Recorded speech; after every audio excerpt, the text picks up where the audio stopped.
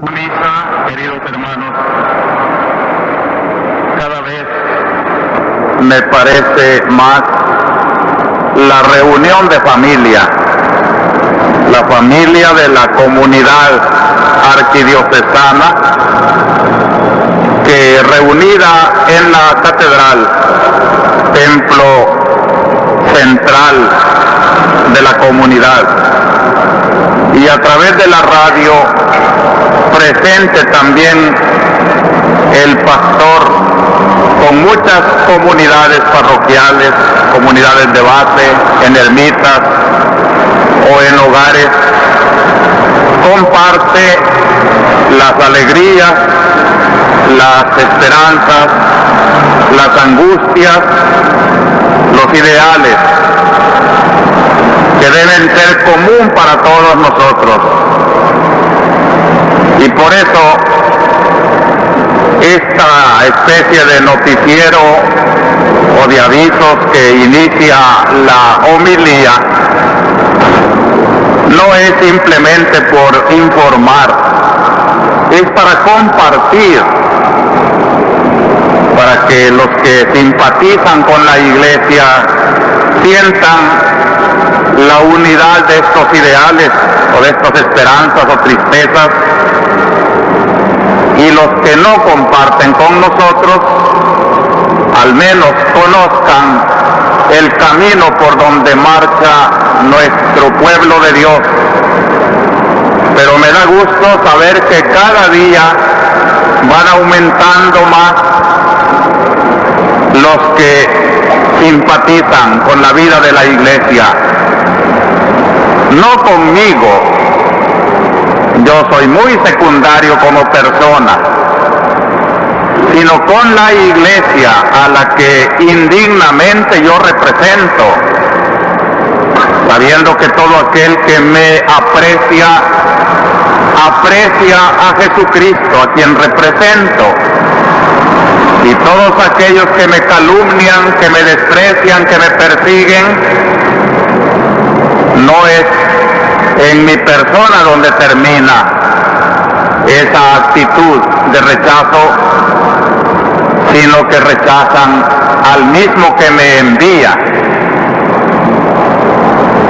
Yo me alegro pues con todos aquellos que cada día se convierten más al Señor, y ojalá el fruto de mi pobre palabra fuera ese: acercar los hombres a Dios. Como decía Juan Bautista, este es mi ideal, que Él, Jesucristo, crezca y yo disminuya, desaparezca. En este sentido les cuento, hermanos, casi mi diario de esta semana, el domingo recién pasado, la gran satisfacción de compartir con la feligresía de Cojutepeque su tradicional fiesta de Cristo Rey. A pesar de el impedimento que se puso a algunas peregrinaciones, yo soy testigo porque llegando a Cojutepeque vi unas armas deteniendo una peregrinación. Después llegaron, pero no hay necesidad de que se sospeche de gente piadosa que va a tomar parte en estas agrupaciones. Ojalá evitáramos esas provocaciones y que nuestra religión pues sea libre en sus reuniones, que las manifiesta claramente, son fines piadosos, evangélicos. No hay por qué detenerlas con esa amenaza. También me llenó de gran satisfacción mi espíritu la misa que organizaron las hermanas oblatas al Sagrado Corazón allá en la tumba del Padre Grande, en el Paisnal, el día de Todos los Santos, y como un preludio del Día de Difuntos, desde el símbolo de esa tumba del Padre Grande y sus dos compañeros que perecieron con él en aquel asesinato de marzo, tuve la intención de rezar por todos los difuntos feligreses de la arquidiócesis. Y desde allí también elevar la vista a la perspectiva de tantos santos que forman parte en aquel cortejo internacional de que nos habla el Apocalipsis, de toda raza y pueblo y nación. Y veía junto al Padre grande y los que han muerto dando su vida por su fe, por su evangelio, una innumerable cantidad de toda clase de gente nuestra que rodea allá entre la muchedumbre cosmopolita del cielo al Cordero Redentor de los hombres. Quiero alegrarme, hermanos, y compartir con ustedes la profundidad de reflexión que tuvimos con el equipo dirigente del seminario, sacerdotes jóvenes preparados para formar nuestro futuro clero. Me he dado cuenta de la seriedad, de la profundidad con que han tomado su ministerio. Yo les pido a todos que tengamos confianza en nuestro seminario y que oremos mucho para que sea verdadero forjador de los apóstoles que necesita hoy nuestra arquidiócesis, nuestra iglesia. Y finalmente, punto de oro de nuestra semana fue la mañana de ayer en Santiago de María, en comunión con toda la jerarquía, en la presencia de muchas comunidades religiosas, parroquiales, la toma de posesión de nuestro querido hermano Monseñor Arturo Rivera Damas, de la diócesis de Santiago de María. Valiéndome de sus palabras, en su homilía, en aquella muchedumbre que rodeaba el kiosco del Parque Central, puedo decirles que pocas veces se ha visto en Santiago de María una presencia, un rostro de iglesia tan elocuente como el de ayer, además de toda la jerarquía en plena y muchos sacerdotes de todas las diócesis y muchos fieles laicos. Ese aspecto de muchos religiosos y religiosas daba pues una fisonomía de que la iglesia está muy viva y muy presente en nuestro país, y ayer concretamente en Santiago de María. Quiero reiterar a Monseñor Rivera todos los augurios que se le expresaron ayer y que el domingo pasado aquí en esta misma cátedra le manifestamos, de permanecer unidos en la oración y en el trabajo. Hermanos, también quiero comunicarles dos cartas entre las numerosas que han llegado esta semana. Una del cardenal Alfrín, Bernardo Alfrín, presidente internacional de Paz Christi. Desde Holanda escribe que está informado de la situación de la iglesia y dice: le suplico manifestar a sus colaboradores y al pueblo de su país nuestros sentimientos de simpatía y solidaridad. Estamos unidos en la oración por la justicia y en su lucha por restablecer el respeto a los derechos humanos. También otra carta importante, ustedes han oído hablar del hermano Roger, el famoso monasterio de Teisé. No es un monasterio católico, es un monasterio tampoco protestante, es de la comunión cristiana en general. Allá en Francia, las puertas amplias para todos los que aman a Cristo en cualquier confesión, católica o protestante. Ha prometido hacer una visita a El Salvador. Ustedes vieron publicada en Orientación una carta abierta que el hermano Roger escribió al presidente de la República, pidiéndole pues su colaboración eficaz en el respeto de los derechos humanos, y su venida será posiblemente para, dice su carta, para que recemos juntos, para escuchar y también para obtener del señor presidente la certeza de que cesarán los actos de persecución. Porque esto es triste, hermanos, la persecución continúa. En esta semana hemos tenido noticias muy tristes del departamento de Chalatenango.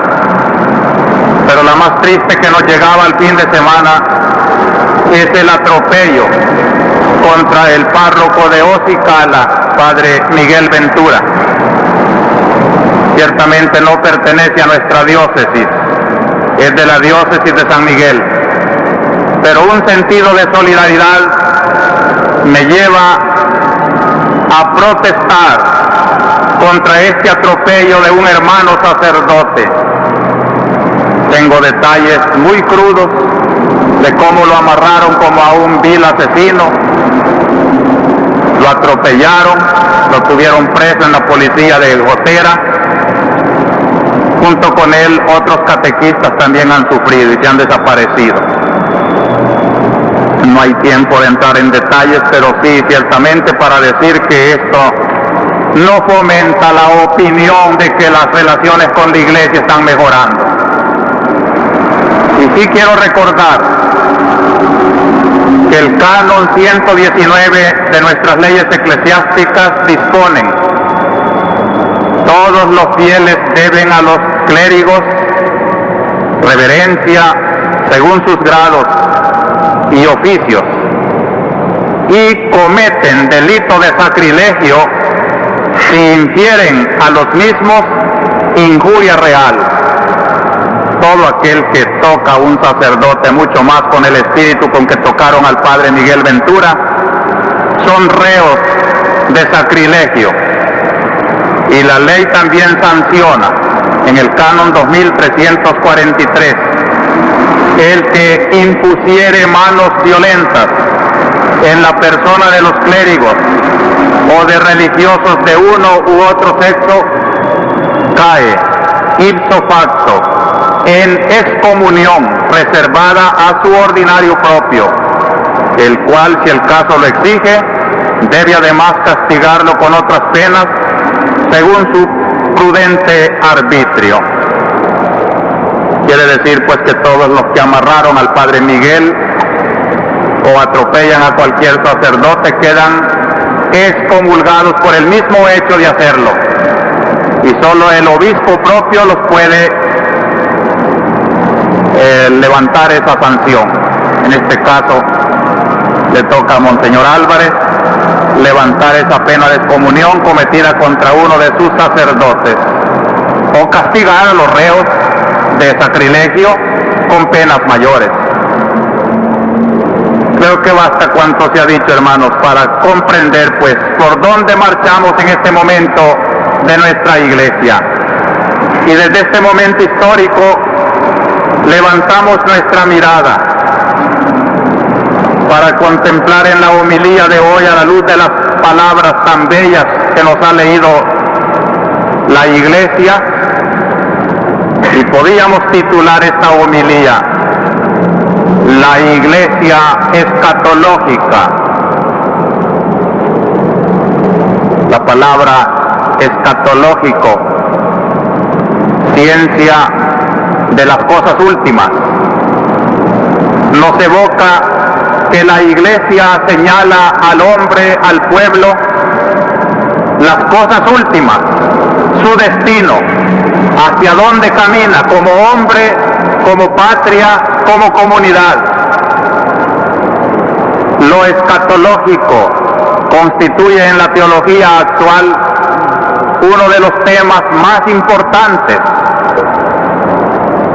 Y diría, hermanos, que la escatología, esa ciencia, ese saber, esa experiencia, esa esperanza que el cristiano lleva de las cosas últimas, da a nuestra Iglesia una dinámica muy original, la dinámica de la esperanza, que solo puede nacer de una fe muy grande. Y San Pablo nos ha dicho hoy tristemente: la fe no es de todos. La fe no es de todos. Qué lástima me diera pensar que alguno de mis oyentes perteneciera a esta marginación, que la fe no fuera para él, no por culpa de Dios, sino por la mala voluntad, por el corazón que rechaza la predicación o al predicador. No se fijen en mi persona repugnante para muchos, fíjense en lo que les digo, en nombre de aquel que habla con un conocimiento profundo de la escatología. Porque, queridos hermanos, queridos sacerdotes, si acaso me están escuchando algunos, religiosas, religiosos, catequistas, colaboradores del reino de Dios, el día en que como católicos comprendamos la escatología, desaparecerían de nosotros muchas pequeñeces y divisiones. Así como decíamos hace 2 domingos de las misiones, el día en que comprendamos este trabajo universal de la Iglesia, esta misión que Dios ha confiado a nuestro pueblo de llevar a todo el mundo el mensaje salvador, desaparecerían por las exigencias universales las divisiones.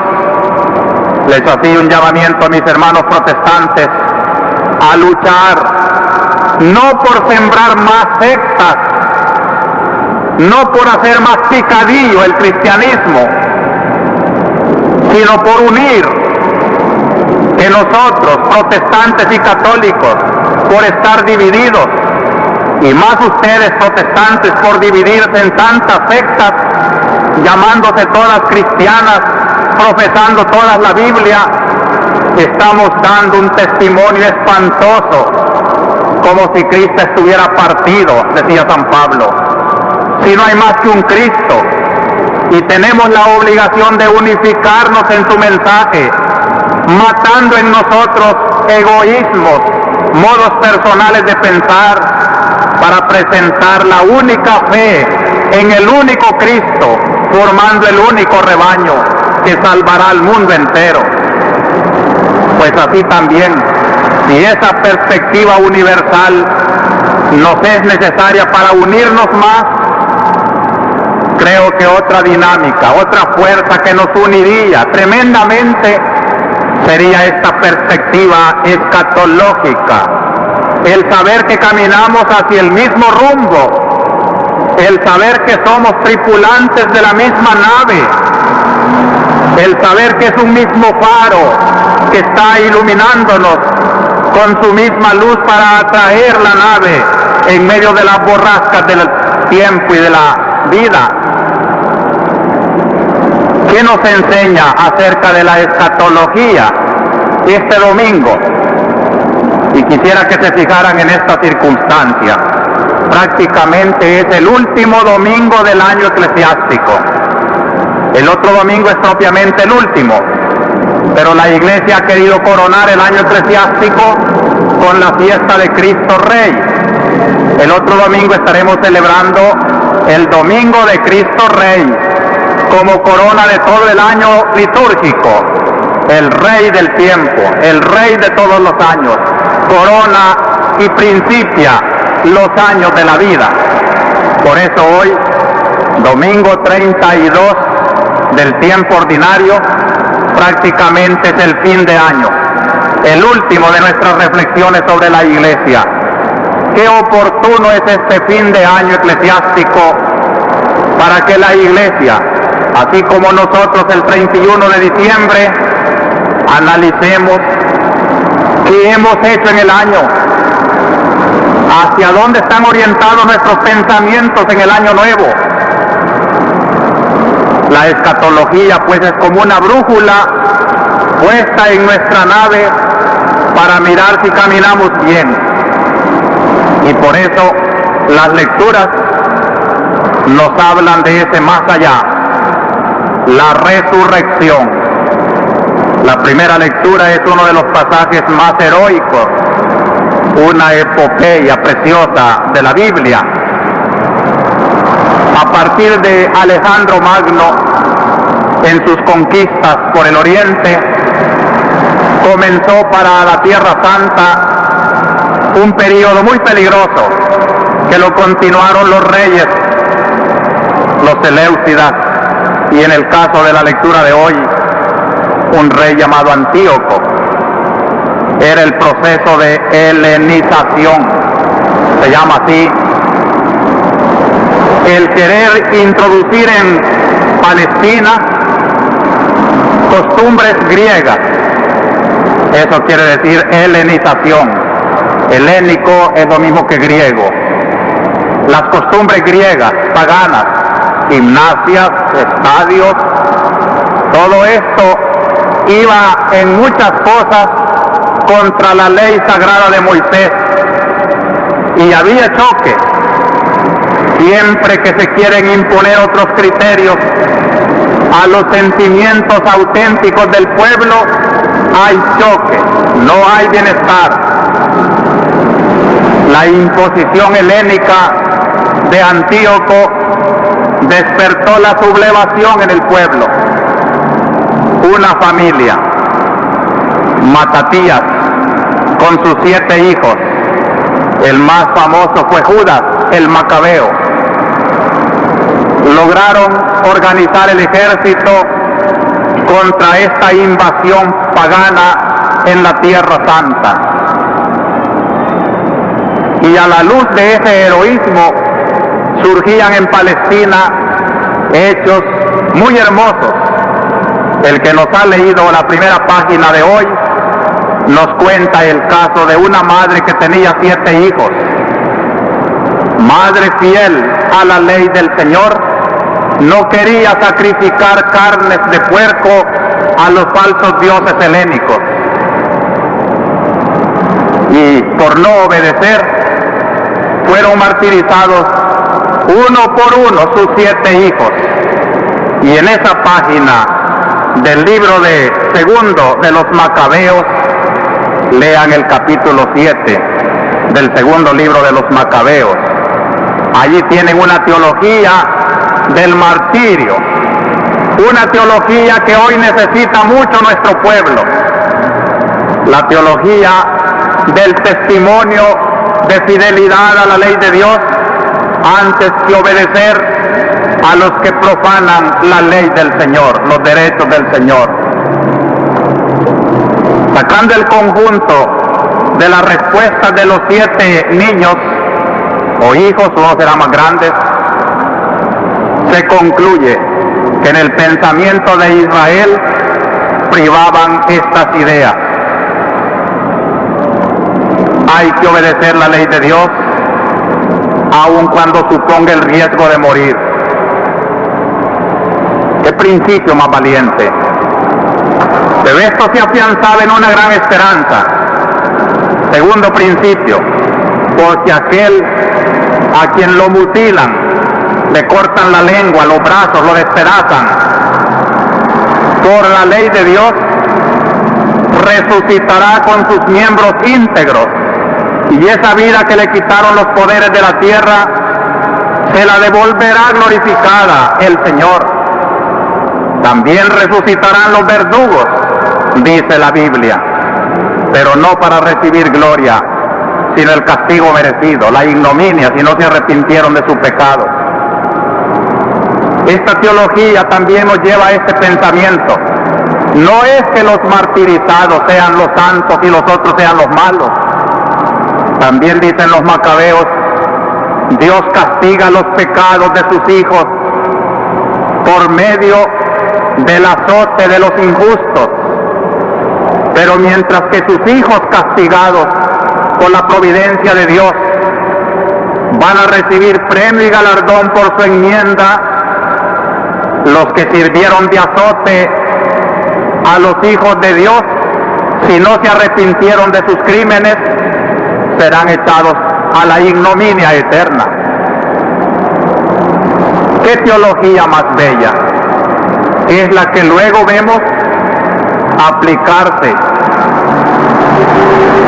en el Evangelio que nos ha presentado el caso curioso de las de los 7 maridos eran hermanos que se fueron casando sucesivamente con una sola mujer. Moría uno, se casaba con el otro, y preguntan el ridículo porque los saduceos no creían en la resurrección, y para burlarse de la resurrección le propusieron a Cristo este pasaje, este caso de conciencia, de cuál de los 7, si es verdad que resucitan todos, de cuál de los 7 va a ser la mujer allá en esa resurrección. El caso parece bien plantado. Sin embargo, Cristo toma la oportunidad para predicar aquí la relatividad de las cosas temporales. Se equivocan, les dice. No saben ustedes cómo será esa vida de la resurrección. Si es cierto que en esta vida, por una ley de Moisés, que se llamaba la ley del levirato, la ley del levirato ordenaba que si moría un hombre sin dejar hijos, su hermano soltero tenía obligación de casarse con la viuda para dar el nombre de su hermano a un hijo de esa viuda. El caso es legítimo de los 7 que murieron sin tener hijos. Pero la resolución es esta. Todas esas leyes del matrimonio, el mismo matrimonio, tiene un sentido relativo, histórico, temporal.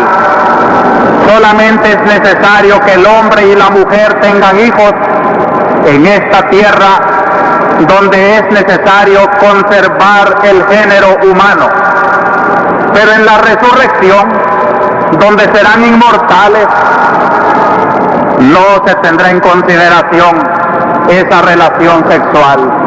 No existe el matrimonio. Todos serán como hombres, como ángeles de Dios. Existirán naturalmente los cuerpos resucitados con todos sus miembros, pero la razón de las funciones de los miembros corporales se transformará. Lean ustedes aquellos capítulos de San Pablo a los Corintios, donde les habla que una cosa es el cuerpo que se muere y se entierra, y otra categoría el cuerpo que resucita para la vida eterna, cuerpo espiritual. No será en el cielo la necesidad sexual de la carne que exige por esas leyes la procreación. No hay necesidad. Aquí vamos a sacar una hermosa consecuencia, hermanos.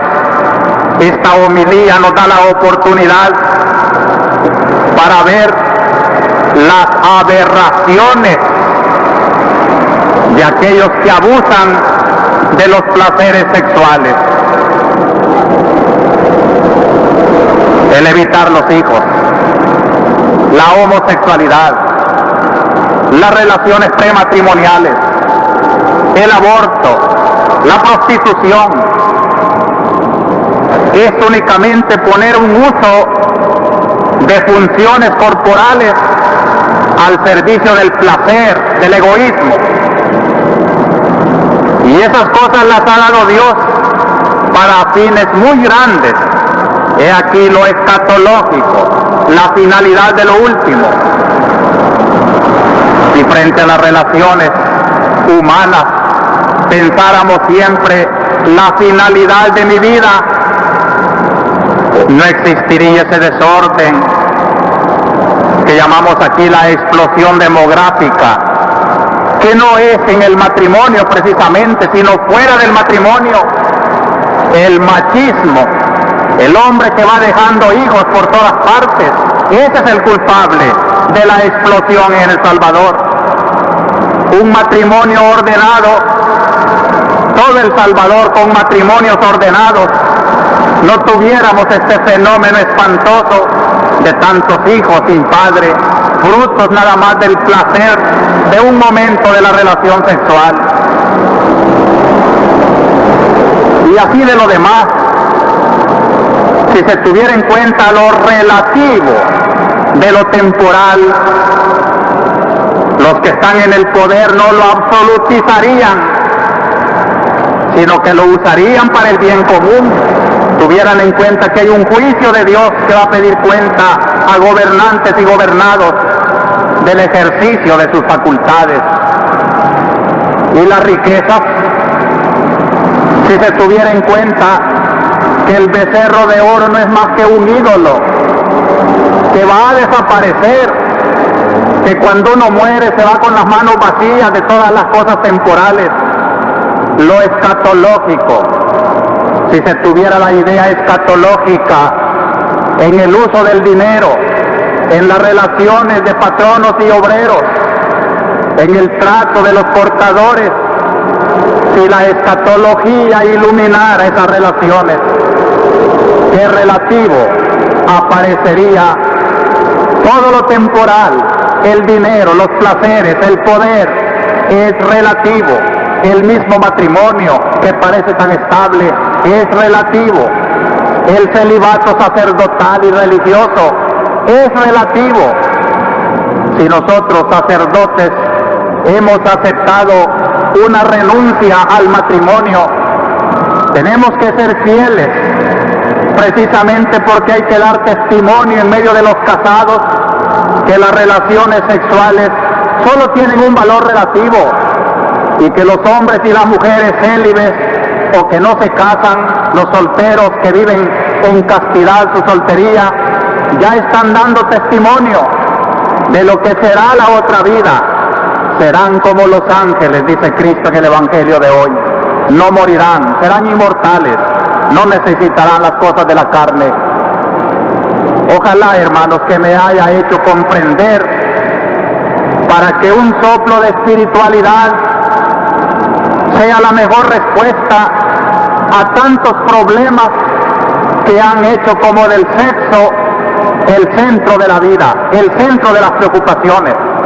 No es lo sexual lo principal del matrimonio, es la formación mutua, preparándose para ser un día ángeles en el cielo, santificarse esposa y esposo e hijos, en el uso casto y honesto, según la ley de Dios, de esa institución que se llama el matrimonio.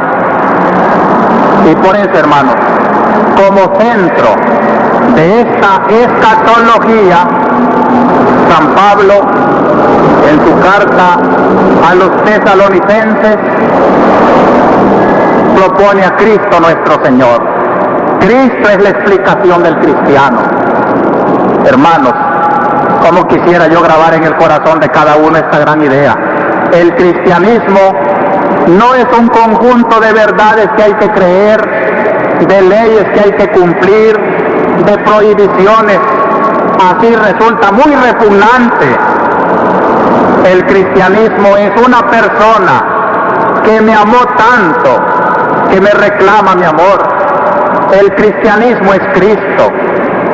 A la luz de Cristo, cómo se lleva castamente el matrimonio. A la luz de Cristo, cómo se comprende lo escatológico. Un hermano mayor que me está esperando, más aún, que ya va conmigo. Porque cuando hablamos de escatología, quisiera grabar esta otra idea. Lo escatológico no es solo lo que se espera. Lo escatológico es lo que ya se tiene cuando se tiene fe a Cristo en el corazón.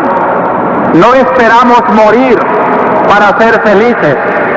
Ya somos felices cuando tenemos el reino de Dios, como decía Cristo, en vuestros corazones. Cuando Cristo vino hace 20 siglos, comenzó la escatología. Es el último acto de Dios para darle a la historia su sentido final. El sentido final de la historia, el sentido relativo de todas las cosas, lo da Cristo. Instaurar todas las cosas en Cristo. Solo aquello que se va apegando a Cristo ya está siendo escatológico. El joven, el matrimonio, el anciano, el enfermo, el que cumple el deber o sufre una pena, si ya la sufre, unida íntimamente con Cristo, Rey de los siglos, ya está en la escatología. Por eso en la iglesia es clásico este movimiento que se expresa con estas palabras. Ya, todavía no. Como un péndulo de un reloj. Ya, todavía no. Ya, todavía no. Ese es el cristianismo. Ya debo de vivir como si viviera en el cielo. Todavía no, porque no se ha manifestado lo que soy. Ya siento mi compromiso con este Cristo encarnándose en este pueblo al cual debo servir y dar mi vida.